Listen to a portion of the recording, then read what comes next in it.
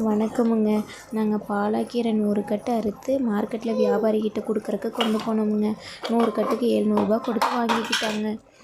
அவங்க எங்கள் கண்ணு முன்னாடியே ரூ. 15 ரூ. 20 விற்கிறாங்க. அவங்க ரூ. 15 விற்றா கூட 100 கட்டுக்கு ரூ. 800 லாபமுங்க. நாம் தோட்டத்தில் டிராக்டர் விட்டு உழுது விதை போட்டு உரம் போட்டு நீர் பாய்ச்சி மறுபடியும் அந்த கீரை வளர்ந்ததுக்கப்புறம் நம்ம அறுத்து புடி கட்டி அதை அடுக்கி கொண்டு போய் அவங்களுக்கு இருக்கிற இடத்துலையே கொடுக்குறோமுங்க. நமக்கு ஆனால் ரூ. 700 தாங்க. அவங்க அதே இடத்துல வந்துட்டு கை மாற்றி விடுறதுக்கு ரூ. 800 கிடைக்குதுங்க. இதில் அவங்கள நான் தப்பு சொல்லலைங்க. இதுக்கெல்லாம் காரணம் ஒரு நல்ல கவர்மெண்ட் வரணுங்க. கவர்மெண்ட்டாக பார்த்து வியாபாரிகிட்ட ஒரு நல்ல விலை கொடுத்து வாங்கிக்கிட்டாங்கன்னா வியாபாரிகளுக்கும் நல்லது, மக்களுக்கும் கரெக்டான விலையில் போய் சேருமுங்க. இதை நாம் யாருக்கிட்டையாவது சொன்னோம்னா படிச்சுட்டு வேலைக்கு போக வேண்டியது தானே, எதுக்கு காட்டில் விவசாயம் பார்க்குறீங்கன்னு நம்மளையவே திட்டுவாங்க.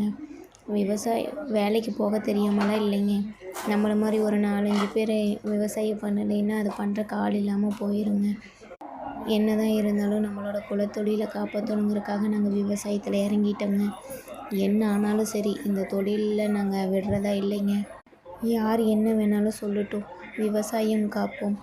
நல்ல கவர்மெண்ட் வரும்னு நம்மளும் எதிர்பார்த்துட்டே இருக்க வேண்டியதாங்க. நம்மளால முடிஞ்ச அளவுக்கு அந்தந்த காலத்துக்கு ஏற்ற மாதிரி பயிர் செஞ்சு நாம் சிறப்பான முறையில் நம்ம விவசாயத்தை பண்ணிகிட்டே இருப்போமுங்க.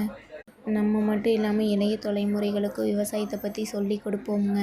இயற்கை முறையில் விவசாயம் பண்ணுவோங்க. இந்த காலத்தில் எல்லாமே செயற்கையாக வருது. நம்ம மட்டும் இல்லை, நம்ம குழந்தைங்களையும் நினச்சி பார்த்து நம்ம மருந்தடிக்காமல் நல்ல முறையில் விளைவிக்கணுங்கிறதுக்காக நாங்கள் விவசாயத்தில் இறங்கினோமுங்க. நன்றி.